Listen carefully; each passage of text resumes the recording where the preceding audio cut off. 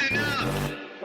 You are now listening to News with My Fiancé with DJ Ambush and Morgan Jones.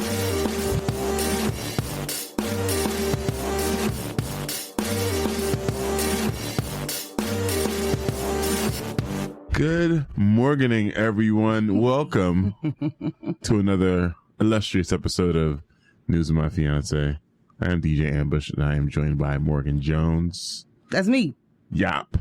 And for any new listeners, you'll be joined throughout the show by our fiancés out there via text message. And if you want to join that conversation, if you hear something that, you know, grinds your gears or gets you excited, or just maybe you just want to chime in on it, shoot us a text at 971-220-5979. That is 971-220-5979. Yeah. Came with my Bob Barker this morning. I liked it. Okay. Yeah. Appreciate that. Yesterday was Valentine's Day. Valentine's. Yes. Yes. Please forgive me. Okay. It's all right. Everyone gets one. Wishing all of our fiancés a wonderful consumer holiday. No? I don't know why that caught me off guard. I know who you are. The funny thing is that your back was turned to me just now, and your shoulders, that was an unexpected response. That completely caught me off guard. That was hilarious. As you continue on. I just want, Okay. hugs and Hershey kisses or something like that. Yeah. Yeah. For sure. Oh my gosh. Wait a minute. So, we got a text already. 100% have started singing Tell Me What It's All About. Oh, yes. That is exactly what happened. Before. But this morning, I restrained myself. You know what, fiance? That's amazing. Also, I am extremely early on certain things in certain songs. Yeah. And I'll hit you with the tell me what it's all about. Definitely. I don't know. Way before it's supposed to happen. 2 bars before. Thank you. I was like, I don't know how many bars that would be. I'm not good at that. You're only ever off by 2 bars. Okay. Yeah, whenever you're early, it's just 2. I think I'll take this. Yeah. Nate, do I take this? Or all the is time this, for me. Is he being incredibly rude to me? No, and the reason you should take it is because it shows consistency. It's not like you're just all over the place and you had no idea what the songs are and it's I know this song and you just throw it anywhere. No. It's a consistent 2 bars. You're only off that every single time. Ahead of time, baby. Yeah. And I'm starting that song. Yeah. You're like, get into all right. I'll wait. All right. Dang. Okay. Get into it. That's usually what happens. Yeah. No, yeah. You're right. But, dang. All right. When they know you. Pretty much. You know? It's been quite the week. We say that nearly every week. Because welcome to human existence. I guess. The simulation. It's always going to be quite the week around here. Sheesh. Oh, when they just, switch things up and press a different button and change our whole reality and give us things like fentanyl addicted pigeons that are now becoming cannibals. And I know that you're saying, Morgan, stop it.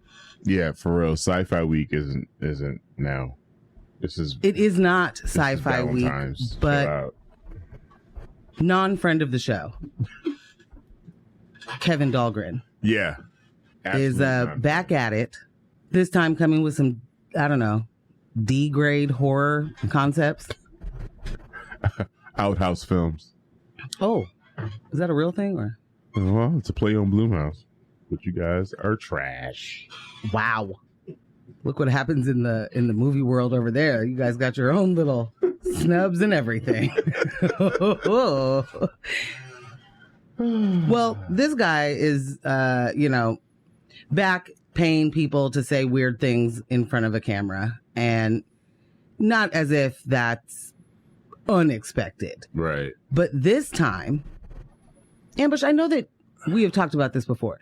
The people putting drugs in the candy during Halloween so that your kids will then, I guess, be addicted to the drugs that were put inside, or like there's a razor blade in an apple or something. Like the people are coming for you, kids. Or most recently, what's been reported are that members of the house's population are citizens, fellow citizens, are out here offering school children free fentanyl. Well, because they give it away, Ambush. Like you don't have to pay for it. So it's free. And so why wouldn't I share my wealth? No? Okay. Well, one, they're not doing that. Just like they're not putting the razor blades in apples and giving those away, or sprinkling, your candy with methamphetamine. And giving you the wiggles. Yeah. It's a real hot potato. Yeah. I can't believe, why would you say the wiggles? What do they call them? The shakes? The fentanyl shakes or whatever?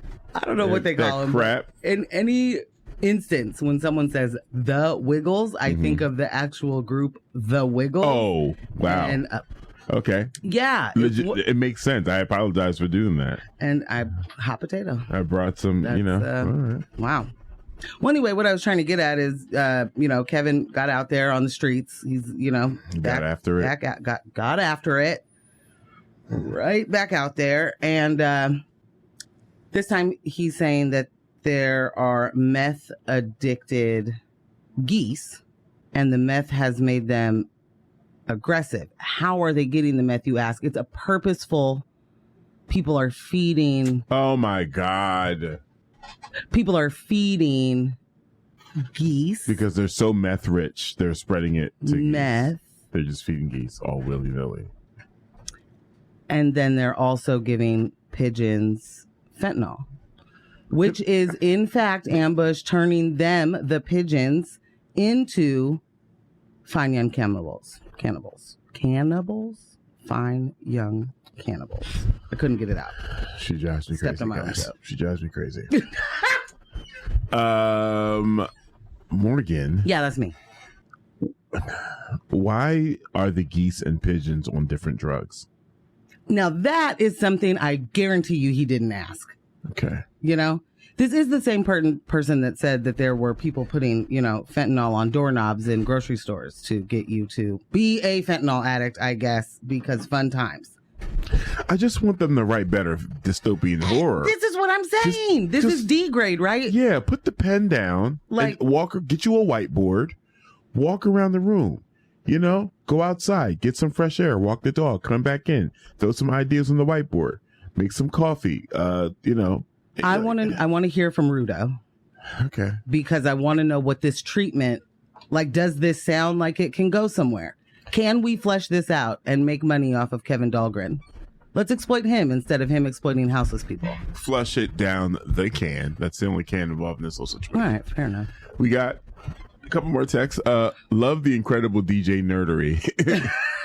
Get you a partner who knows how many bars off you are. Chill. Oh my God. Oh my God. Fentanyl addicted pigeons. This is definitely Renee's fault. And then there's expletive him. Yes. Also, agreed. Grand Rising, y'all magical fiancés, the rainbow ride on mushrooms. I mean, here, okay, because I'm not done with Kevin. Doesn't he have legal woes he should be concerned about right now? Oh, I mean, he's definitely, yes. He's definitely been charged with multiple charges of fraud and theft, I believe, identity theft. I mean, man's got things to worry about. Man's got concerns. But, how else do you get people to pay for your legal fees? You have to tell the people who pay attention to you that you've cracked another case. Who else is Magnum PI other than Kevin Dahlgren? Okay. I got to get out here. I mean, I got to get out here. I got to get out here, guys. I got to make some coins. You got to let me fly, Captain. Oh my gosh, I had that on in the background yesterday. Captain, you got to let me fly. You had it on the background while you were working? Yeah. Is that a TLC reference?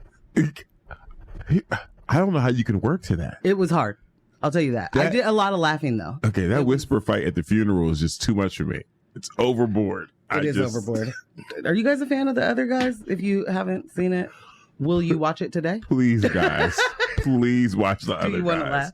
It is hilarious. It's so good. So good. But anyway, Kevin Dahlgren would never make it on the other guys. No, he'd do a desk pop over and over again. Definitely desk pop it. Yeah, he'd desk pop over and over again. Did it get it right this time, guys? Pigeons are it's the meth. Who's the addicted meth to is what? making the geese aggressive because geese aren't already aggressive. You know, like that's not a part of their actual nature. That's never been the case. Tell me you've never been around geese. They've always been like the sweetest little chirps. The only safe way to be around geese is in your car. Is to not be around geese. Yeah. Bruh, geese don't play. Nah, well, that's apparently because they've been on meth all this time. Who knew? And then the pigeons are on fentanyl. Yes, which causes them to eat each other. Because you've never seen pigeons eat dead pigeons before. I mean, I don't know if Kevin knows this, but pigeons are rats of the sky. They eat everything. Fried chicken outside of Jack's. Well, but so he's saying that they eat the tinfoil that you have used and then to smoke your fentanyl. Okay, so the geese are being purposely fed meth. Indeed. And then the pigeons have taken it upon themselves it's an accidental to acquire fentanyl. Indeed.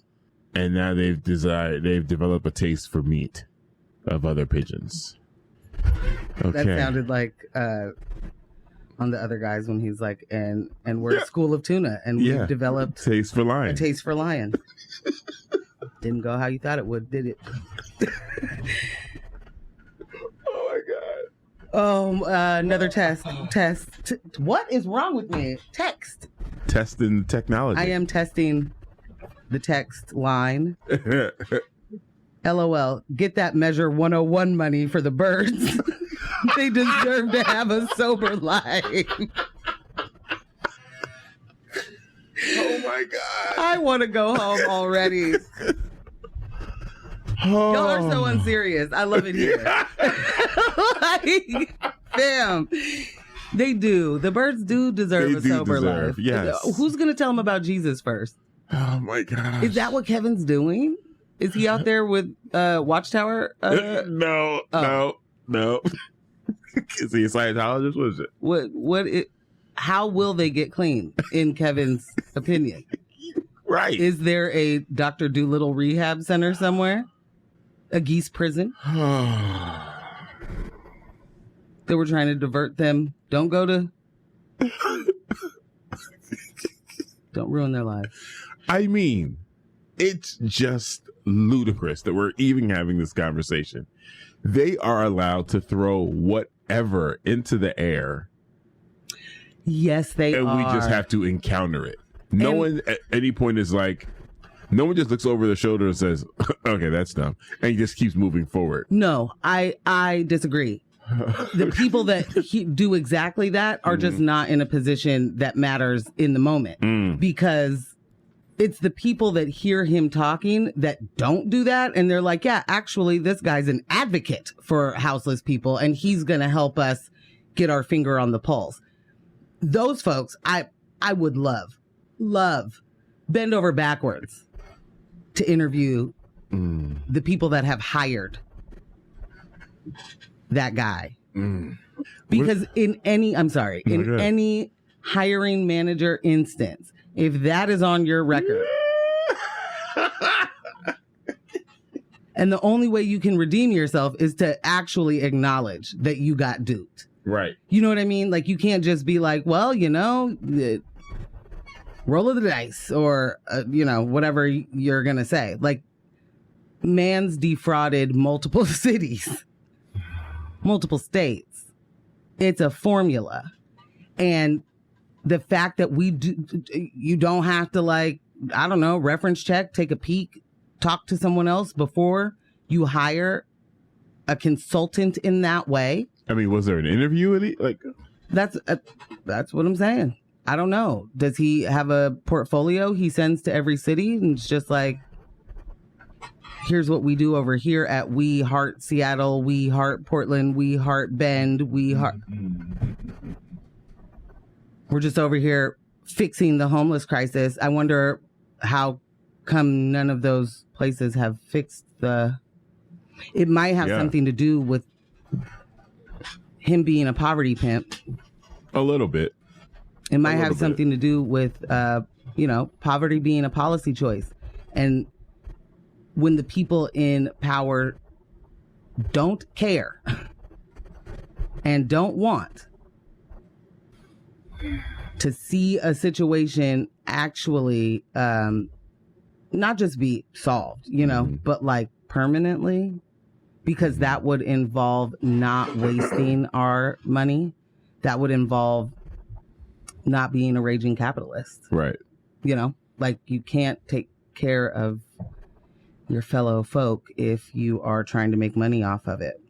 I want us to have like problems that are indicative of like living in the future, living in this is a utopia. That's the type of problems that I want. Like, I don't want us to be constantly dealing with potholes and there aren't enough lights in the street. The problems I want our civic leaders to be dealing with is like, you know what?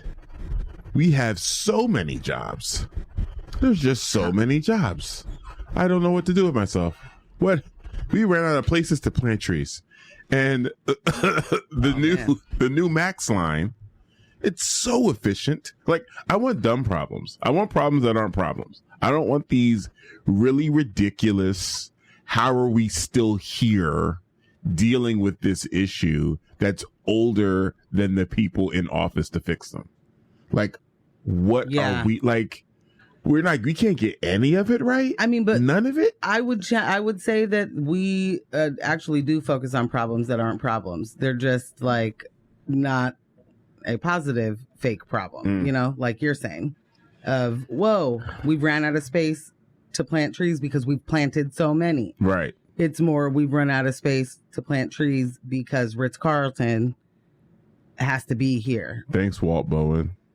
Like, the problems we're dealing with are not just the degular, oh, yikes, this is what comes with, in order to have, certain systems running, you got to have certain people oppressed. Running them. I want to circle back to that Ritz-Carlton, but before we leave, Dahlgren, Kevin here, I want everyone to pay attention to the pivot. Don't get lost in the shuffle of what's happening here. All right. He is switching from representing the houseless community to the bird community. This is where the next batch of his dollars are going to come in. Oh my God. Okay. The industrial complex. He is switching the model. And now we'd be going around the cities advocating for the, I won't say it's the aviary community. No. Advocating for the birds. Just you watch. And the funny part is, I mean, on the other side of that, birds aren't real, right? Pigeons aren't real. So none of those birds are real. Yeah. Yeah. What are you gonna do with that? Get to the bottom of that. Just stealing maybe money. He's playing the long game. I think he is. Maybe that's what he's going for. Yeah. But if the birds aren't real, how are they addicted to fentanyl? The fentanyl makes it real. Oh, this has got me confused. Hey, that's right where Kevin wants us. Completely. I'm not going for it. I'm not. How can you fix your mouth to say it in real life? That's my favorite part is that he pays people to say wild things. I mean, he's DJ Vlad, just of the homeless community. Whoa. Whoa. I didn't see that coming. That's what he does. Yeah. It's just, there's no way he's not exploiting people. There's no ethical way to do what you're doing. And one of my largest points, and what we will also get to when talking about Renee, is if you have to make it up or you have to lie to get people to agree with you, they do not agree with you. Period. You are just creating a story. You are just fabricating. So now you are whipping people up for a thing that didn't happen, for a thing that isn't real. And that's a problem that isn't a problem. And that is where we live right now, is in this frenzy of non-problems, all in an effort to not even be able to focus a moment on the problems that actually exist and need to be solved, that have solutions. I mean, like the wildest part for me is that there is just, we have it. Right there. And we are allowing like outside moneyed interests to come in and cause this wild amount of division in a place that used to be prideful of taking care of each other. Yeah. And it's just absolutely stunning to me that Portland continues to have this progressive reputation, undeserved from the beginning, but there were things. There were things that we were doing that other places weren't. And I guess, that makes it a leftist utopia somehow. But when you're really looking at who has been running this city,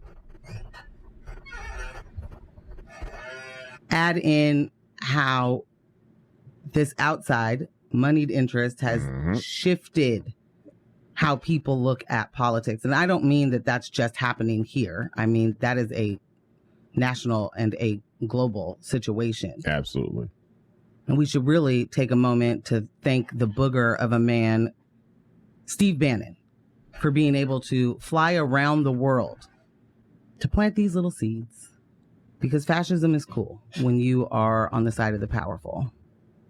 To not take care of the problem that you pretend to care about so much that it's the only thing that you can talk about. It's the only thing that grinds your gears, On your way into your office, you've got to see somebody living outside. If you cared, you would also want a permanent solution.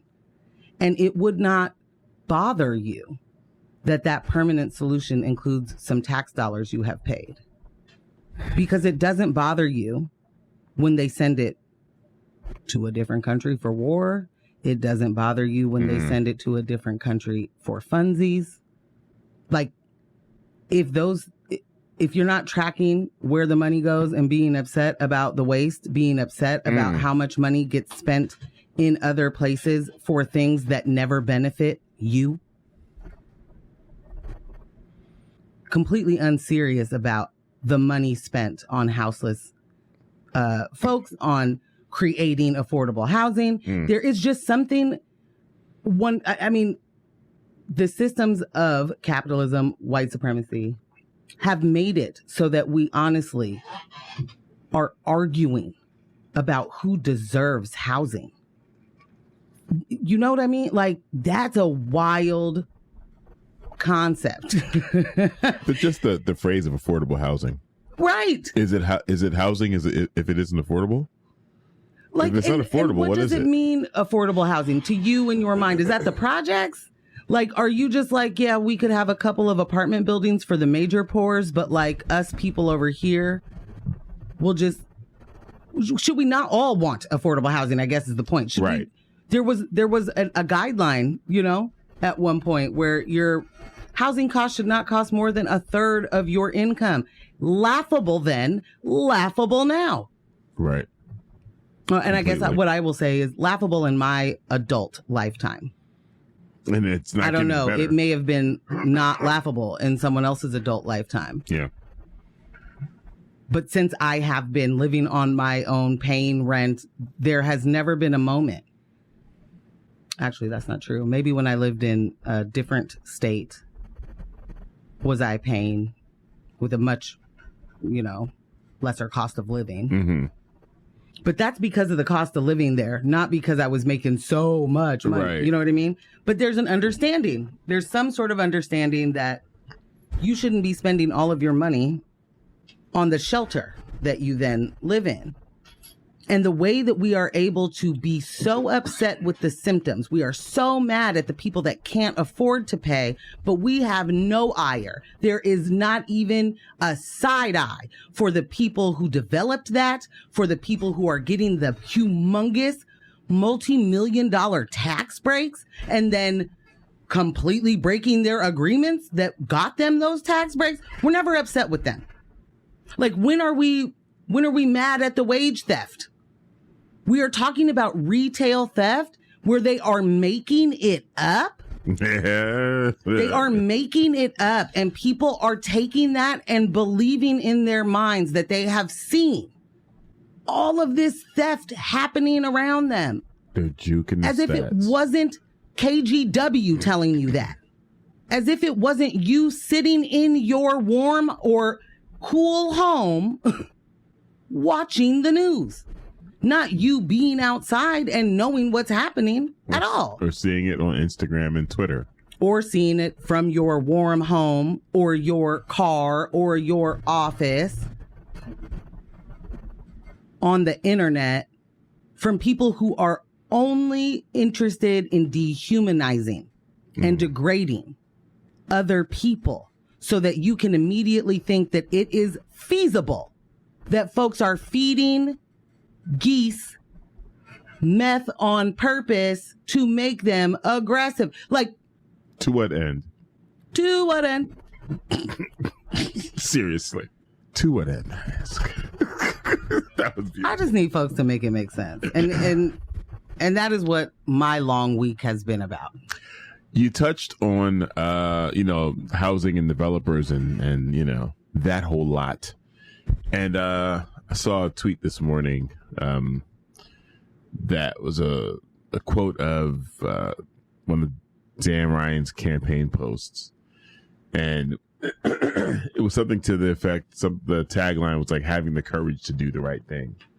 Dan Ryan. And the person was like, having the courage to do the right thing for developers? I mean, who are... And then they put a story in there talking about developer Walt Bowen and the Ritz-Carlton project, and how they have completely the affordable housing that they were supposed to be providing, which is part of the deal for the development. They completely decided not to do it, which I guess is okay, because in the original agreement, it was like, if you decide not to do it, you have to pay this penalty of $25 million. Here's the thing. Why are you already writing a loophole into this? Listen. It's either you do it or your project doesn't move forward. If you decide to change, there needs to be and then we bring it to a halt. And then we take something. Someone's going to have to explain to me why a Ritz-Carlton is so important in Portland, the city that is literally on fire and run by anarchists, right? Right. That the BLM riots have just burned down. I don't know if you know, but they're still going. They're still going. Yeah. Those flash grenades are definitely the protesters and not the police.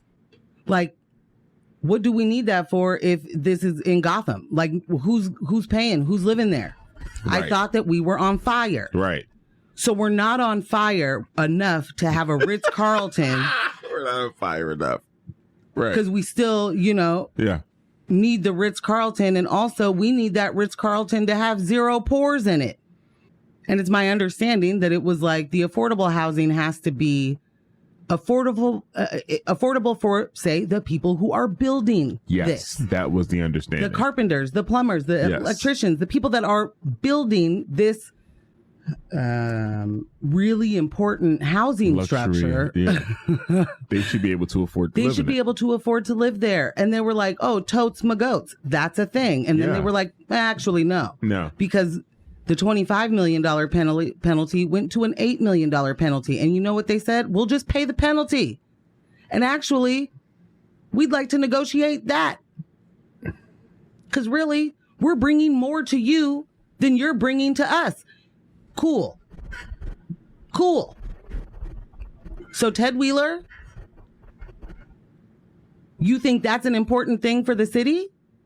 You think that's so important that people need to make sure that gets greenlit and things just happen? How is that real? Why don't either you or Dan Ryan think it's important that these developers honor their obligations?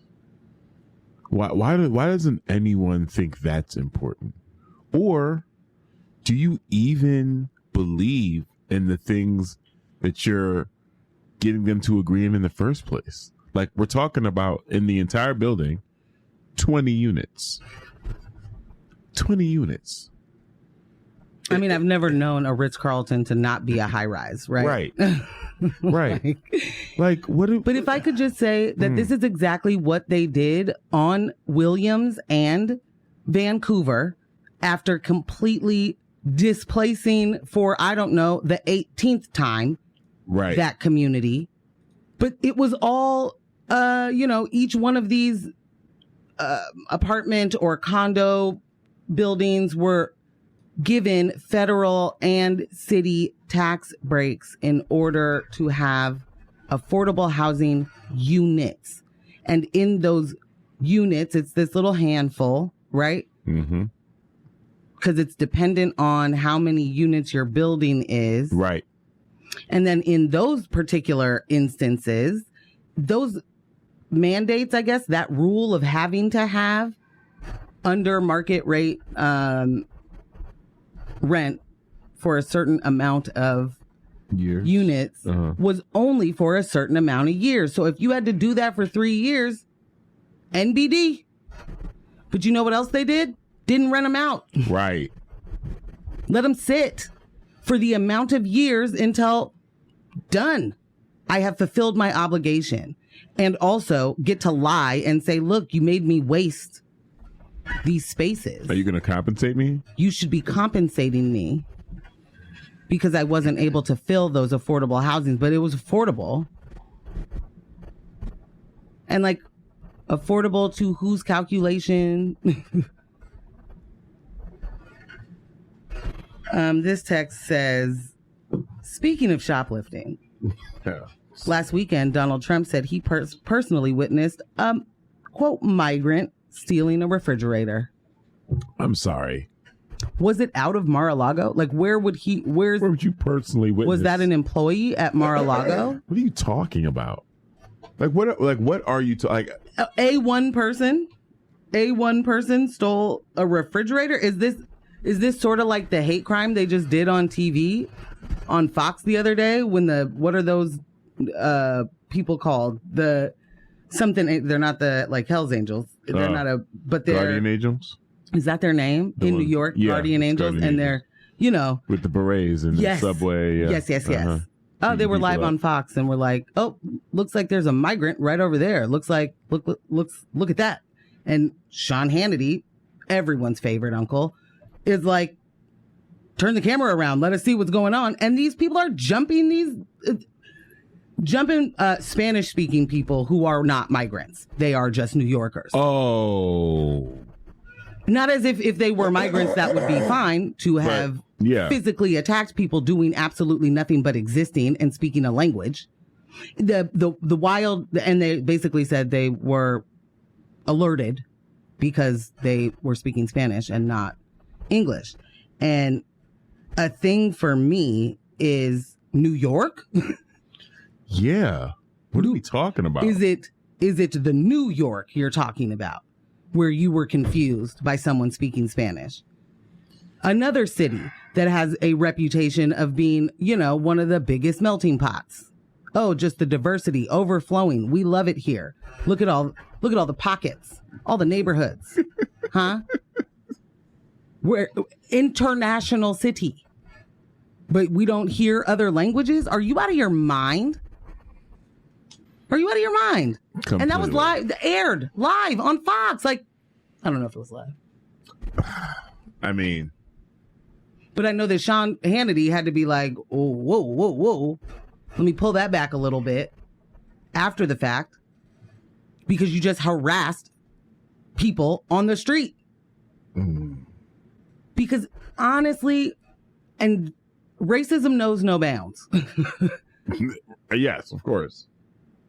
It's got no borders. So when you are so frenzied, you have whipped up all of this in your mind that these people are, I don't know, coming to get you. It's like, and it's a machine of it. You're in New York. It doesn't help that, you know, Eric Adams is out here talking about, or throwing on bulletproof vests and being like, I'm going to take it to Greg Abbott. Stop sending these people here. But doesn't even really say that. You know what I'm saying? He doesn't even really like go at the opponents he should be in the way he should be. You're complaining to Biden about not getting enough federal assistance, but you're not going at Greg Abbott and any other Republican that are busing people, that are trafficking people to New York. Literally human trafficking by the government. And we're like, let's look the other way. There may be a border we should be paying attention to right now. But he does a lot of tough talk, a lot of, you know, puffing up his chest like, you know, what do you say? Never ran, never will. You doing it? Okay, shush. cop gon' cop. You know, right. I gotta give you a couple of these texts. Okay. One says, and now I hate it when we miss the timing because it says who, what, where, when, why, how. Did we as a society forget to ask these basic grade school questions? Yes, the answer is flatly yes. Yeah. A whole bunch of us don't even know those questions. Another one. A fiance, I'm super clarifying. You said a refrigerator. I did. A refrigerator. Like a person stole a refrigerator, which I'm not even sure from where. Where was Donald? Can someone from the ground, on the ground, report to us where Donald was when he saw a person that he would certainly know their, citizen status? Right. I saw another one. Love that Jax reference, fam. If you know, you know. Thanks, Blake. Another one. You Blake, sure it wasn't a turtle carrying his house on his back?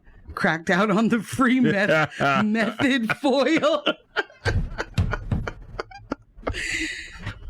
Oh my word. Another popped in a little late and y'all already spitting. Love y'all. Los. Hey.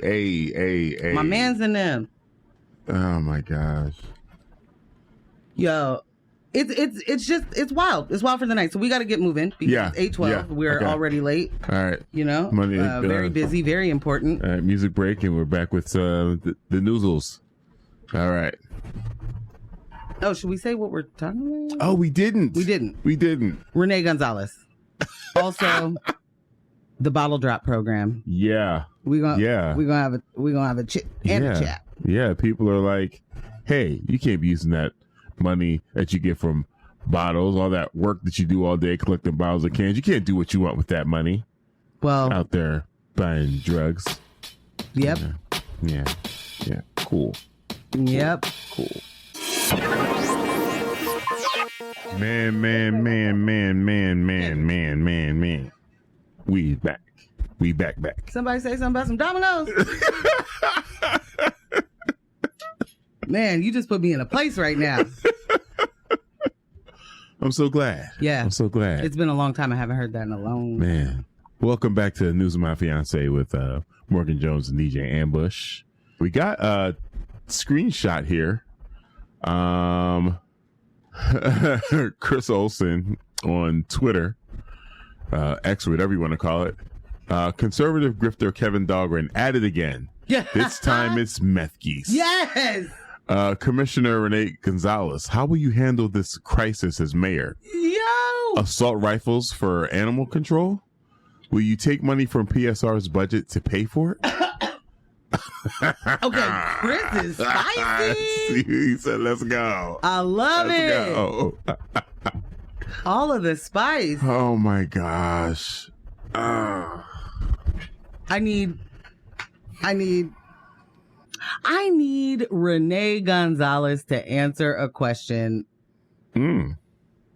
once. You know? Like, he does a lot of giving us a story and telling us a narrative, but when you ask him a question about it, he'd be like, right. Because seeing his little interview after being confronted with video receipts, he was like, well, I need any better. Let's just dive right into that. We talked about Renee being scared of the outside last week, I think. We did. It was last week. Yeah. Because, a thing happened to him, and then a week later, he dropped a statement and video saying, this thing happened to me a week ago today. It was awful. It was added to the list of targeted attacks that one Renee Gonzalez, continue to face. And then there wasn't an attack. There wasn't an accost. There wasn't a verbal assault. There wasn't, so I'll just say the physical unwanted touch. Someone brushed by you. What'd you say? Someone brushes by you. Yeah, and it's interesting to use that kind of language instead of like, this person hit me, or they, I don't know, shoved me. Whatever it is that he felt he experienced in that moment. You know what he sounds like? A cop. I felt threatened. Oof. I felt threatened. Ladies and gentlemen, we give to you Renee Gonzalez and the fearful tale of the ghost of accountability's present. A recently released video is shedding light on the incident involving Portland Commissioner Renee Gonzalez, who described being accosted and subjected to, quote, deliberate, unwanted physical contact during a train ride to City Hall. The footage obtained by the Oregonian captures a woman briefly brushing by Commissioner Gonzalez before sitting down in a seat ahead of him. While there is no audio, Gonzalez recalled the woman criticizing the city's policies around homelessness. Despite the disturbance, Gonzalez disembarked at the next stop, walked to work. Portland police investigated the incident but found no evidence of a crime. However, this was just one of the more than a dozen, quote, alleged attacks, both physical and verbal, recorded by Commissioner Gonzalez and his staff since June of 2022. That Google Doc is just flames, right? Just, whew. These incidents include 2 unreported vandalism incidents at Gonzalez's home, followed by the suspected arson of a family member's car last month. Gonzalez and his team say they see this pattern as a significant threat to democracy and the city of Portland as a whole. Bet you didn't see that coming. Additionally, Gonzalez's communications director, Cassidy Vandelman, that's not how you say that. Vandelman? I don't. Is this a typo? Can't tell. Reported being attacked by a man outside City Hall, adding to the climate of fear. As a result, Gonzalez has increased his security measures but remains resolute in his commitment to public service and his mayoral campaign. Despite the challenges, Gonzalez emphasized that he will not be intimidated into dropping out of the mayoral race. He believes his stance on public safety and homelessness has made him a target. Meanwhile, the staff of other commissioners running for mayor, including Mingus Mapps and Carmen Rubio, reported varying experiences with threats. TriMet expressed understanding for Commissioner Gonzalez's concerns and hopes to welcome him back on board when he feels safe to do so. I do want to make the point to say that Mingus and Carmen both said stuff be happening, but like not as bad as what Renee's talking about. Yeah. Forgive me. I was trying to find the results to our poll from yesterday on Instagram, in which I asked our community, Renee Gonzalez's behavior is either misogynoir, purposely deceitful, typical of a PDX politician, or all the above. And let me tell you, the results are in. All the above. Yikes. That's how people feel about that. I do. There's a lot of things here. Yeah. So because there's no audio, we are again forced to go off of Renee's word that this woman even brought up that issue. Like, how about none of this happened? How about this person walked by you, sat down, and minded their business? Because here's the thing. If she did, in fact, say a thing to him, you see him just sort of look up like once or twice. There is no... So There's no, you don't see him react in any way to the accosting, to the verbal and physical unwanted contact with a citizen. At all. I mean, legit, he's sitting there reading a book or looking down. I mean, he's just looking at his phone. Whatever it is that he's doing, it's not getting attacked. Right. He's not responding to anything. And this is dangerous for multiple reasons. This is not just a LOL, this guy is funny, that's wild kind of thing. Not when, as we were discussing previously, the heavily moneyed interest that is here, that is paying, that is causing divisions, that is purposely distracting, which is purposely dehumanizing. And he's just a part of that. He's just a tool in that tool shed to do those things. But creating a story like this, fabricating it, it's either a creative writing prompt or a fever dream. I'm mad at you. Legitimately, you just created that out of whole cloth and then not just said it. You had staffers help prepare a statement and a press release. And then you filmed yourself, or they filmed you, recounting a thing that didn't happen. And within that, you said, I am multimodal. I want nothing more than to be able to safely ride public transportation. But as me, Renee Gonzalez, I can't do that until TriMet is able to guarantee safe ridership. TriMet was like, hold my beer. You are the city commissioner of public safety, telling us you are not safe in the public. The public isn't safe. And you are intimidated enough to no longer ride the max and to need to have a driver, right? We need to pay for a driver for you instead of a bus pass now. We need to pay for security for you when you were just a man about town yesterday, a real man riding a bike on the train. This is what I'm saying, though. Like, why do you feel so comfortable?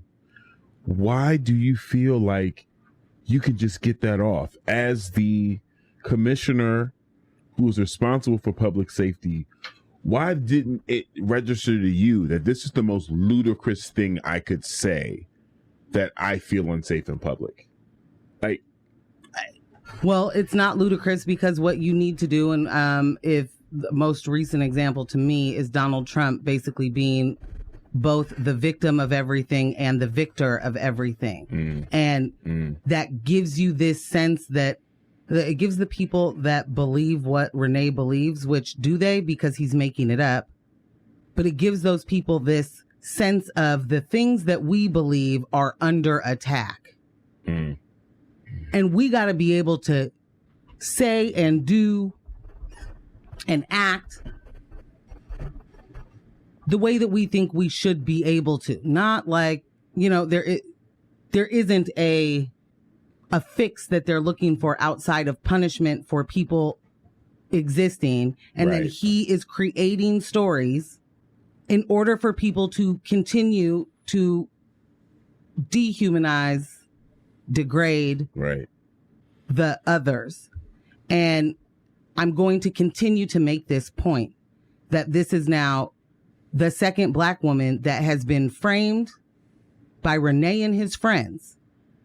And they don't like that framing because folks want to talk about how much Joanne Hardesty lied. And I don't even know what it is that they're talking about. They don't even give you an example. It's something like she called the police on a Lyft driver and they're mad about it. Because how could you call to defund the police, but then call them when you need them? Right. You being so completely out of touch with anyone else's reality and you not understanding what defund the police means, as in stop giving them all of our money and let's spread that out a bit. You not understanding that is on you. Yeah, it's a you problem, bro. That doesn't make her a liar, or any other black person or any other person, period, but certainly no other black person that said defund the police. If they call the police, that is not a hypocritical move. Right. Not as if you give anything about hypocrites. Because here again, Rene is so intimidated that he can't ride the bus, but he will not be intimidated to back down from running for mayor. Make that make sense. Because it's the same place, sir. Right. You're facing those same scary people, right? Like, so this woman yelled at you about policy is what he told us. He was yelled at. And then in his response to the TriMet video says something to the effect of, yeah, that's kind of consistent with my memory. Hard to tell, to get all the context from watching this video, right? Were you there or not?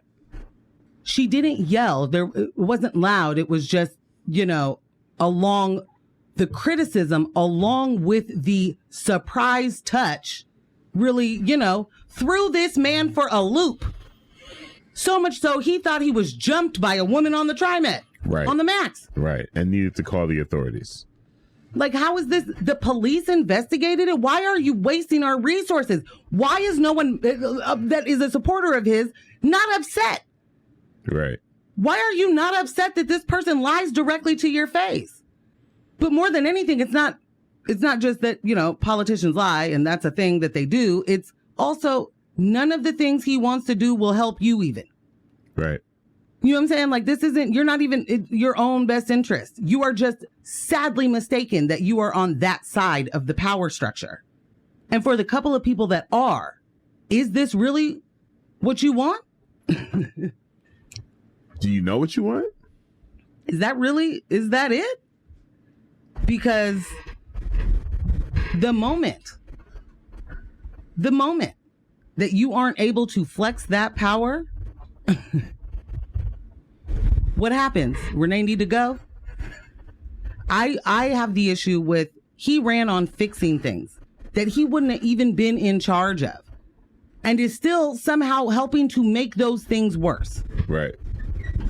He's expanding his power by whipping up these divisions and distractions while diverting solution money. He is taking money we voted for to go to certain things to give it to the Portland police and the Portland fire. And a city commissioner where I live sabotaging programs that work when they're funded while people die is a huge problem to me. Yeah. Yeah. He's a whole liability, fam. Like, what are we talking about? It is. This person also ran on racism and classism, and folks ate it up. Right up. Ate it right up. Ate it up. It's so much so that they're now like, I just still can't get over how many people are still talk about Joanne Hardesty like she's running today. You're allowed, even though you ate it up, you're allowed to jump off of that ship anytime you want. And you don't have to ride it all the way till the wheels fall off. Yeah. You could learn something. Yeah. In all the arguing folks do. They could take a pause, right? You don't feel as though Renee has given you a reason to rethink your position? That's the thing. Over again. I think it's incredibly powerful that anyone, but certainly the commissioner of public safety, could create a whole story, be caught creating the whole story. We know he created that. Yeah, because the response now shouldn't be that there's no audio. The response should be, we have no reason to believe anything you said about this account. It literally, you should objectively be able to say that was bad and that makes him untrustworthy. Yeah. That doesn't mean that you can't still look for the truth and when he's talking. Right. You just have to do more work than just believing him off what he says. Yeah. But he does not deserve your trust. No. He doesn't deserve anyone's trust.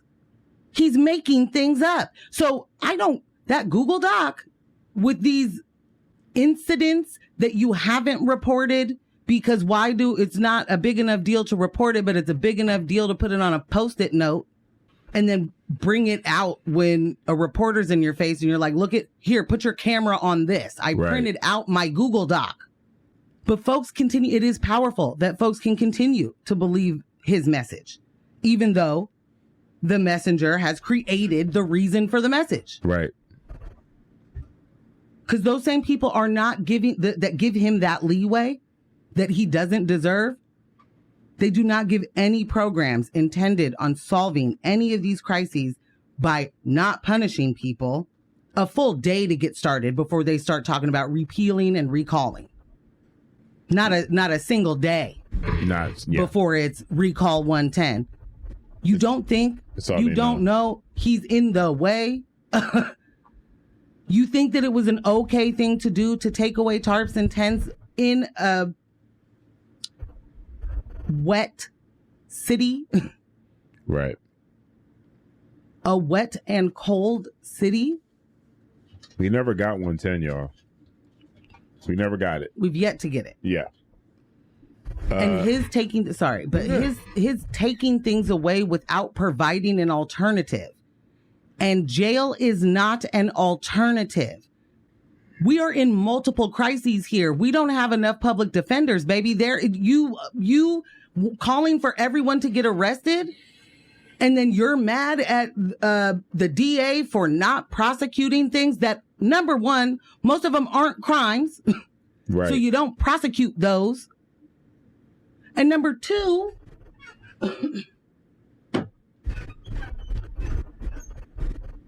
they would not be able to have the speedy trial that they are entitled to, that you are entitled to. Mm-hmm. They would not have representation at said trial. Therefore, no trial. Therefore, let out. So there's your revolving door. There goes a lot of your waste. Here we are just having cops do things for the day. That's not public safety. Arresting people for existing is not public safety. You know what is public safety? Providing safe environments for people. You cannot be the commissioner of public safety when you do things like this, because this is not just a little lie that he did. He is continually getting those lies off on black women. And the reason that works is because black women are not believed. And what do you think about, not you, fiancés, but what do they think about black women? Loud, angry, aggressive, intimidating. It creates things like this. And these are followers. These are people who like right. a Rene Gonzalez, who is lying to all of us, saying he is a moderate Democrat. If he is a moderate Democrat, then he is the same as, Tina Kotek? He is the same as Kate Brown? Mm-hmm. He is the same as Jessica Vega Peterson? So it must change in your mind, but also it must be the same, just make it a man? Like, what's right. Because if he's a moderate Democrat, then doing moderate Democrat stuff, reasonable moderate Democrat stuff, what's the change that he's created for you? I'll tell you that the people that like him and the people that like the policies he wants to enact are not moderate Democrats. No. One of my most favorite examples of how dangerous it is to do this kind of thing is this tweet where in this tweet, and I'll put this on our Instagram when we're done with the show. In this tweet, this person has a picture of a still from the woman on the train, and has a picture of a photoshopped Joanne Hardesty as a houseless woman. And it says there's no audio in the video, and the woman looks like an angry, thick thug. Wise people can easily interpret why that blurry encounter made him nervous, especially as a public official. Wheeler endured similar and worse nonsense. Get a clue about how civilizations stay civilized. If I were cis, I'd be suing somebody. You're putting... Oh, 1,000%. You've put this woman in harm's way. 1,000%. This images, video of this person is out here in the public, and you've accused them of accosting you. Of making You've accused them of making you feel so unsafe that you can no longer go to work the way you go to work. Right. That's a very big deal. I'm Right. sorry. If that were to have happened, someone scaring you so bad or an encounter being so much that you have to change your routine would be a big deal. But it was a lie. It's a fabrication. And the people that want what he wants don't care. Right. They don't care that it's a lie. It is just another thing that they get to say. They get to keep saying that he is being targeted. He's not. Why do you believe that? You don't actually have a reason to believe that. Right. And I'm not like QAnon out here, like I'm not looking for every conspiracy or every this thing is that. But wild for the night that the police don't find nothing wrong with any of the things that you keep talking about, but there's arson. Right. There's arson from the department that you are in charge of and continue to give more money. Right. Someone says the amount of people who are comparing this to the murder a few years ago on TriMet is wild and a scary instance of the internet just running with no knowledge of where they're going. It's imagine using that as an example in defense of Renee. Right. In defense. Did Renee have anything to say when that happened? When Jeremy Christian killed people? Did he say it's unsafe? Right. I can't write it and neither should you. Did that happen? I don't recall that happening. I mean, I just don't understand being the person flat out from, what you were getting at earlier, Ambush. I don't know how you are the commissioner of public safety saying you don't feel safe, because then that means you're not doing your job. Does it not? Easily. Are you not saying out loud, I have failed so much that I am scaled? Right. I failed so much, I deserve to be mayor. Go away. Like, really, go away. Seriously. But I do want to make sure, that we drive this point home really hard. How Rene and his antics aside, we're talking about the ramifications and how the media, I feel like, isn't really talking about this or harping on it, and maybe I'm just missing it. And I don't want you guys to miss it either. We talk about Renee a lot. And in this particular situation, there is a face. There's an actual person. Someone's life has been put in harm's way.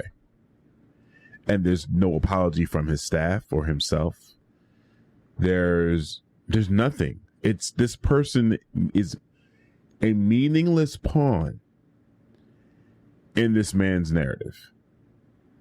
And if we allow him to just move forward as if he's done nothing wrong, this isn't like a little white lie. You accuse someone of accosting you in public. And had the evidence not surfaced, you would have continued to move on with the exact same story. Right. And we know how these people get whipped up. We know how feverishly they get to be out here doing wild mess. I mean, now this person is at risk. Like, fam, nah.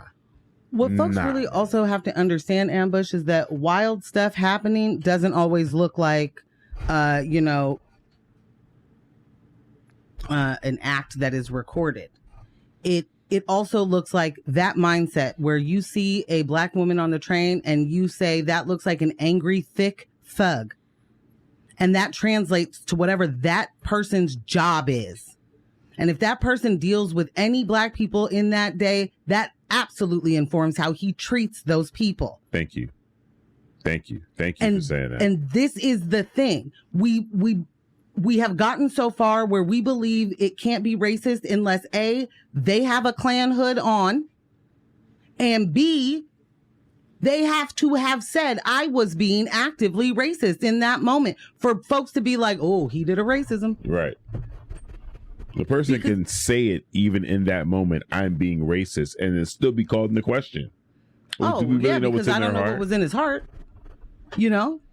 Whole manifesto. Was that a slip? I think it was just a slip when he said he did the racism. No, that's actually probably a video game's fault. Word to Nikki Haley. Like, the point is, these are systemic issues that people don't understand are systemic, right? Or don't want to believe.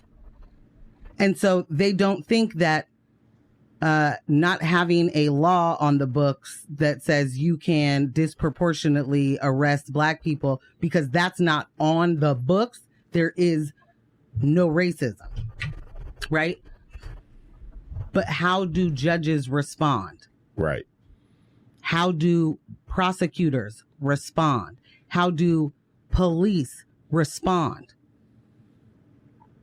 When their training includes things that are full-blown racism, full-blown bias being injected, in your training, legitimate indoctrination. It's a part of the training.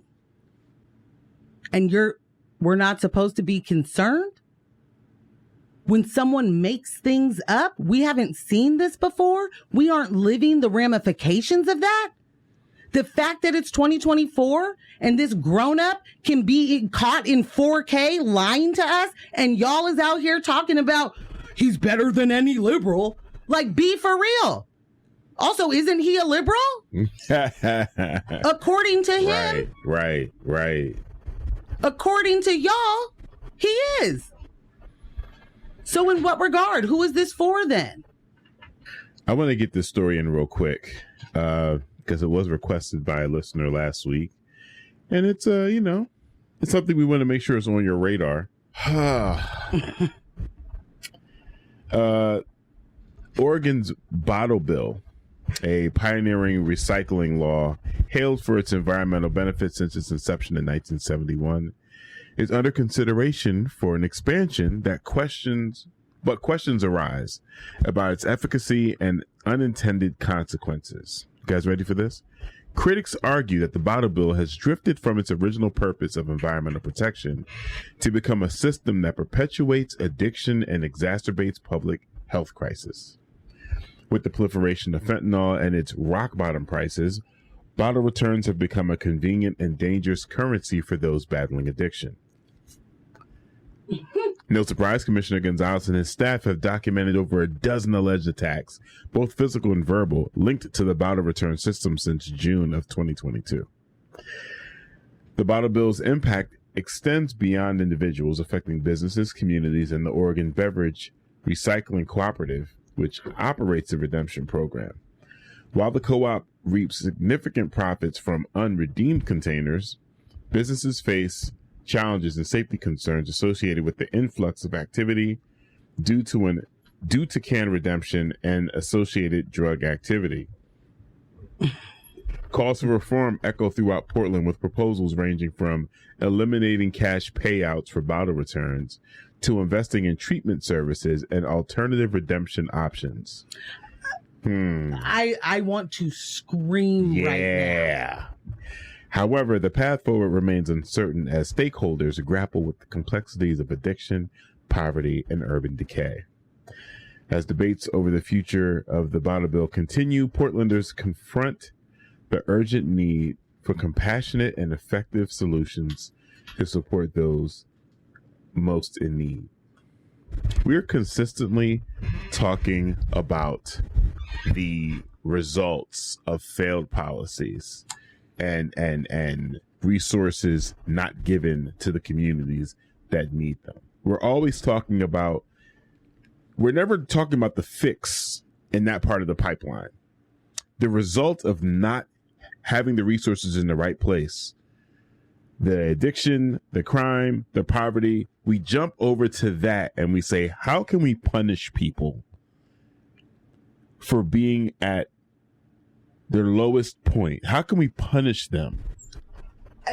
take away the lowest point. How can we punish them for existing a way I don't? Facts. Thank you for that correction.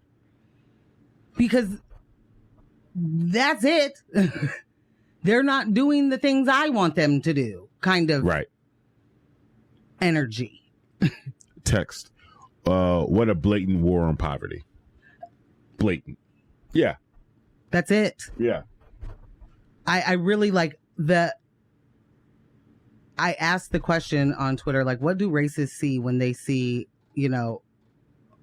Renee lying? Or they did not love that question. They didn't answer it, but they were offended by it. Mm-hmm. But like, what do I want to know what people see? So like you just said, urban decay. Mm. How do we get there? Right. What happens? Do you think it's just that there are poor people living in a neighborhood, so it just gets bad? Did it just fall into a problem? Or is there disinvestment, purposeful disinvestment? And it isn't just because of the black people that live there, or the brown people that live there, or the poor people that live there. It isn't just that. It is also about the ability to revitalize that neighborhood in just a few short years. And so not only have we saved a whole bunch of coin from not investing in this community, we're now going to displace it. And we're now going to make lots of dollars off of the area. I really like, so many of the folks that are the anti-Portland folks are not from Portland, are not living in Portland. Facts. And I have to remind myself of that all the time, that they're just here on the internet doing dumb stuff because they're bored. And it's unfortunate that this is something I care so much about, because then I will argue with a bot on accident. You know what I mean? Yeah. Yeah. But the point being that these are what they're mad at are the symptoms. We have got to get people upset at the actual root cause, because we are all upset about the things, right? The end result is we do not want people to have to live outside. We don't have the same conclusion about why they are there and what should happen yet.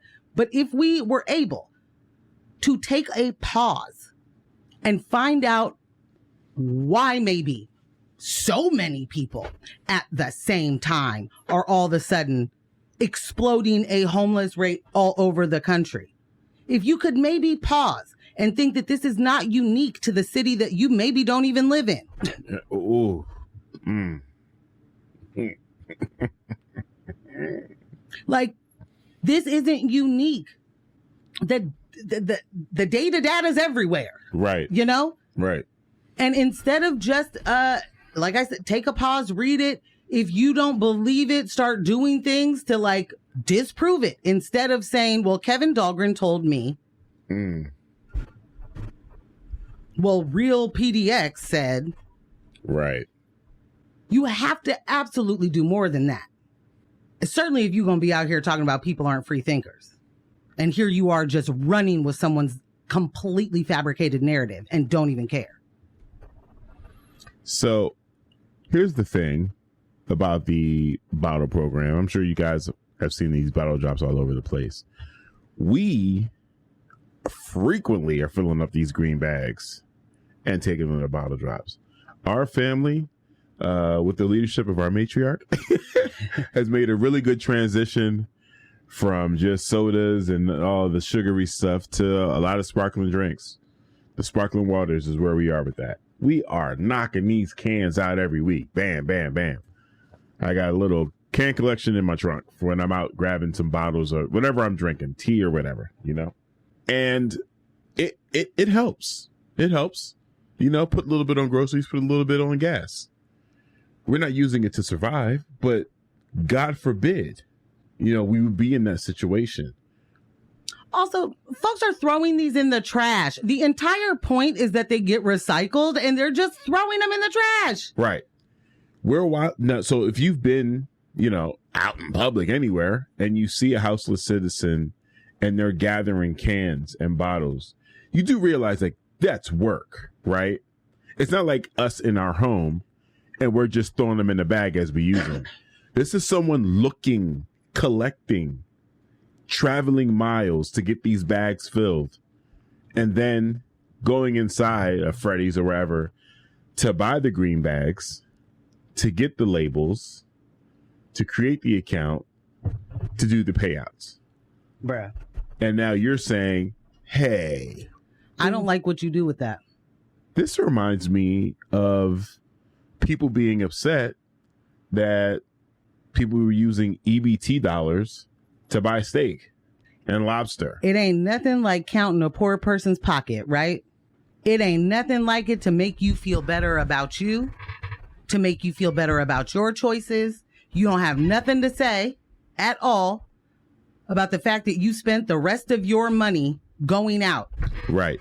That you spent it on drinks, on a date, trying to get whatever, right? You got no problem when people frivolously spend money on things they don't need. In any other instance, like if that person is housed, as long as that person is housed, as long as I can't tell that you do drugs, because I do my drugs quiet, you're doing it loud. One of these texts says addiction is a healthcare issue. We need to treat addiction with support and safety. 1000%. Period. It is also a public safety issue. Yeah. Yeah. It is also an economic issue. Yeah.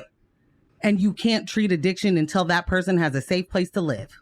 The fact that we think that we can just give somebody treatment, not this to this text, but to give someone treatment means that they're like to that point, they have to be safe. Right. People are not using and becoming addicted, or they're not homeless because they're addicted. That is what we have been continuously fed. Don't give homeless people money because you're just enabling their drug habit. Woo. We got another one said, don't see how it's hard to understand all these things like crime and drug use is directly connected to people's material reality. Period. Do people think they just do these things for fun? Yes. Also, actually. Right. Also, pocket watching the poor is so crazy. It's crazy. It's bananagrams, guys. It's one of the things that's absolutely never going to make sense to me. And it did at some point in my life make sense to me. Yeah. You know, and then like you grew up. And then I grew up. You then matured. you read a book. Then you realize that this is not individual choices. Everything happened. It can't be if everyone's having similar experiences, right? Like, again, I'm going to say, you, just like we watched the houseless community explode. Swell. Yeah. Right? Yeah. But all of a sudden, we don't remember the time frame. We don't remember what was happening during that time. We don't know what could have happened. Y'all just think, I guess, that people started doing fentanyl in quarantine for fun. Right. Because that certainly makes sense. Because, yes, everyone was so depressed that they couldn't go to a bar or get their hair cut. Right. Or get their roots touched up, that they then had to become people that bought drugs illegally and did them so much that they then became addicted and lost their house and all their things. I mean, I really want you to think that through. For as much as that has been the narrative forever, for at least my lifetime, that is what happens. You know, you're going to lose everything if you start doing that crack cocaine. Oh, yeah. And it isn't that you won't necessarily. You very well could lose everything. How did the crack get here? Right. Where did the crack go? Why does the crack have a different punishment than its And cocaine. brother in arms, Right. powder cocaine? I mean, at some point it has to matter where all of this comes from. At some point it has to matter the root to it. Some point you got to quit being performative. You got to quit pretending like you understand something when it's just the very, very surface. Yep. Yep. It's big, gross. This, to one of the text point, this, when we say poverty is a policy choice, we are talking about class warfare. That is exactly what that is. Yeah. That's exactly what this is. And you have to absolutely have classism for capitalism to work. You absolutely have to have homeless people. You have to have people in such impoverished conditions for this whole train to keep going. You have to. It's built in. You cannot become the successful billionaire without exploiting people.